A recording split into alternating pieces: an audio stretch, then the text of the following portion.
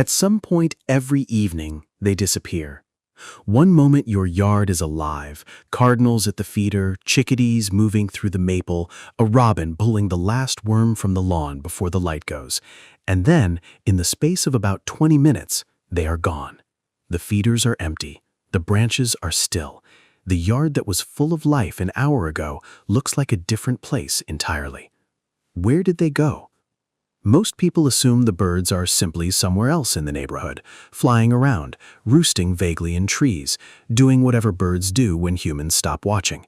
But the reality is far more specific, far more deliberate, and far stranger than most people realize. What happens to your birds between dusk and dawn is one of the least observed and most extraordinary parts of their lives. Tonight, while you are asleep, the birds in your yard will do things that would stop you mid-breath if you could see them. Some of them will drop their body temperature by degrees to survive the cold. Some of them will pack together in spaces so small you would not believe a single bird could fit, let alone several. Some of them, the ones you never think of as travelers, will be flying hundreds of miles above your house in complete darkness. Welcome back to Backyard Bird Mind.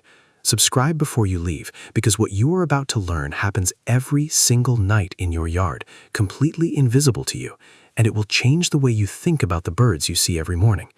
Tonight, we are going into the dark, into what your birds actually do when the light leaves your yard. Stay until the end. Because the last thing we cover happens directly above your house on certain nights each spring and fall, and the scale of it is something most people never fully grasp. Number 1, where your birds actually go when the sun sets. The answer is not where most people imagine, and it is different for almost every species in your yard. The northern cardinal is one of the easiest to track. Cardinals do not roost far from where they spend the day. In the hour before sunset, a male cardinal will move to dense vegetation, typically a thicket, an evergreen shrub, or a tangle of vines, within a few hundred feet of his daytime territory. He chooses the densest cover available, not for warmth primarily, but for protection. A sleeping bird is a vulnerable bird, and dense vegetation is the closest thing to invisibility a cardinal can achieve. He will go to the same roost site night after night for weeks or months at a time. If you have a thick holly bush or a dense arborvitae hedge in your yard, there is a reasonable chance a cardinal has been sleeping in it every night this winter without you knowing. The chickadee's nighttime strategy is different and considerably more surprising. On cold nights, and in the northern United States, cold means anything below freezing, black-capped chickadees enter a state called regulated hypothermia. They deliberately lower their body temperature by up to 22 degrees Fahrenheit below their normal daytime temperature. Their metabolism slows dramatically. Their heart rate drops. They are not fully asleep in the way we understand sleep. They are closer to a controlled shutdown, conserving enough energy to survive temperatures that would otherwise require burning fat reserves they cannot afford to lose. A chickadee weighs about 11 grams. That is roughly the weight of 2 pennies. On a cold winter night, the energy budget of that tiny bird is so tight that without regulated hypothermia, it might not survive to morning. With it, it does, night after night, through temperatures that would kill an unprotected animal of that size within hours. The roost site matters too. Chickadees find cavities, old woodpecker holes, gaps in tree bark, nest boxes, and sleep inside them. The walls of the cavity trap the warmth of the bird's body and reduce heat loss dramatically. A chickadee in a cavity on a cold night is operating with extraordinary physiological precision. Number 2, the communal roost, when birds pack together to survive.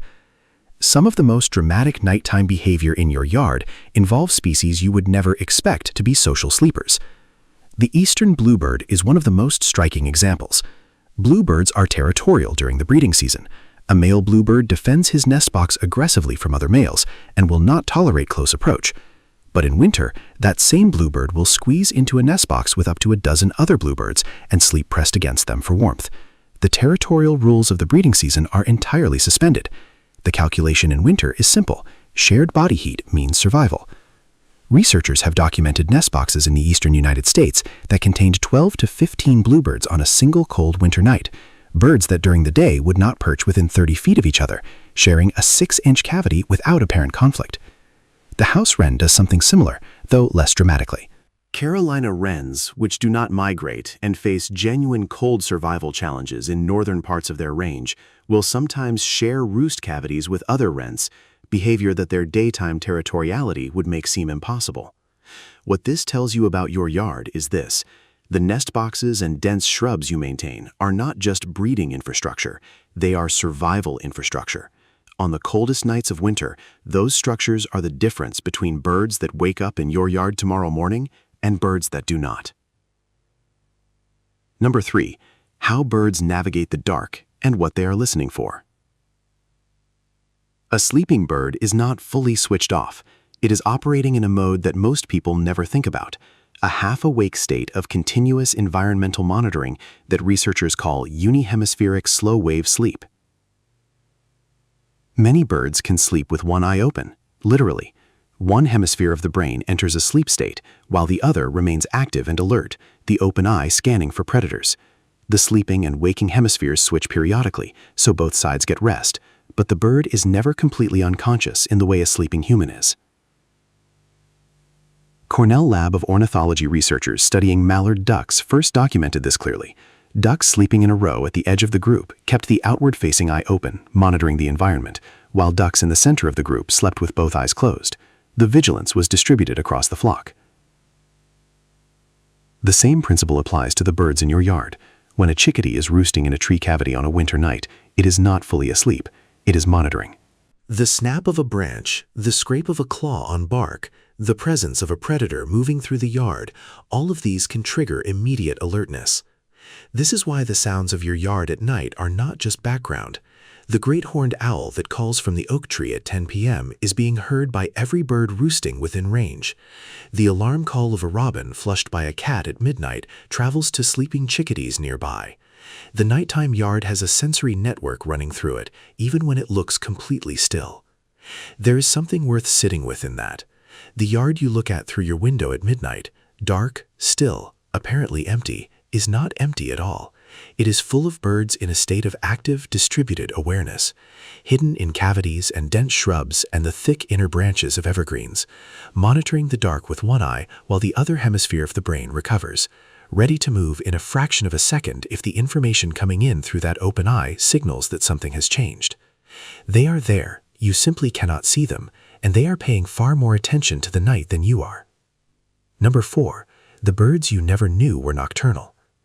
Most people think of their backyard birds as entirely daytime creatures: the cardinal at the feeder at sunrise, the chickadee through the morning, the robin on the lawn all afternoon. Nighttime in this mental model belongs to owls and not much else. But several birds that you consider daytime yard visitors are doing something at night that would genuinely surprise you. The American robin is one of them. Robins are early risers, often the first bird singing before dawn, which is why the robin features so prominently in descriptions of the dawn chorus. What most people do not know is that robins are highly responsive to artificial light at night. In urban and suburban areas, robins in well-lit yards will begin singing hours before dawn, sometimes as early as 1 or 2 in the morning, because the artificial light triggers the same hormonal response as natural sunrise. If you have ever heard birdsong in the middle of the night in a lit neighborhood, it was almost certainly a robin. The mourning dove presents a different surprise. Doves are among the heaviest sleepers in the backyard bird community during the day, slow-moving, unhurried, seemingly oblivious. But mourning doves are capable of remarkable nocturnal alertness when threatened. A dove that has been sitting motionless on a branch all afternoon will launch into fast whistling flight in complete darkness if a predator approaches. The wing whistle of a flushing dove, that distinctive high-pitched sound as the wings cut the air, is itself a communication signal that alerts other doves to danger even in the dark. And then there are the birds that, on certain nights, are not in your yard at all. Number 5. What is flying over your house right now? This is the part that changes the way you think about the night sky above your neighborhood. Twice a year, the night sky above your house fills with birds. Not dozens, not hundreds. On peak migration nights in late April and early May, and again in September and October, the number of birds crossing over a single point in the eastern United States in a single night can reach into the millions. These are your birds, not exotic species from distant continents. The wood thrush that visits your yard in summer, It left last October and has been in Central America since then, and right now, in late April, it is flying north at night above your house. The ruby-throated hummingbird that will arrive at your feeder in May crossed the Gulf of Mexico last night in one 900-mile non-stop flight, navigating by stars and magnetic field, burning fat reserves equivalent to a person running back-to-back marathons. Birdcast, Cornell Labs' free migration monitoring system, tracks this in real time using Weather Service radar. On a peak migration night, the radar image of the eastern United States shows what looks like an enormous weather system moving northward. Not rain, not clouds, but billions of birds. The biological mass of migration is large enough to return radar signals that meteorologists had to learn to distinguish from precipitation. This is happening above your house tonight and on many nights this spring. The birds that will spend the summer in your yard, singing from your trees and feeding from your feeders, are passing over you right now in darkness, navigating a continent by light they can see that you cannot, following paths their ancestors traveled for millions of years. The yard goes quiet at dusk, the feeders empty, the branches go still. But what you are looking at when you see that empty yard is not absence, it is concealment. The cardinal is in your holly bush, the chickadee is in the woodpecker hole in the oak, its body temperature dropping, its metabolism pulling back to the minimum required to survive until morning. Somewhere above your roofline, birds you will not see until May are passing through in their thousands. This happens every night. You have been living beside it for years without knowing the full shape of it. Now you know. And the next time your yard goes quiet at dusk, the next time the feeder's empty and the branch is still, you will know that the birds have not gone anywhere. They have just moved into the part of their lives you have never been able to see. Tell me in the comments, have you ever heard birds singing in the middle of the night in your yard, or seen something moving through after dark that surprised you? I want to hear about it. I read every one. I'll see you in the next one.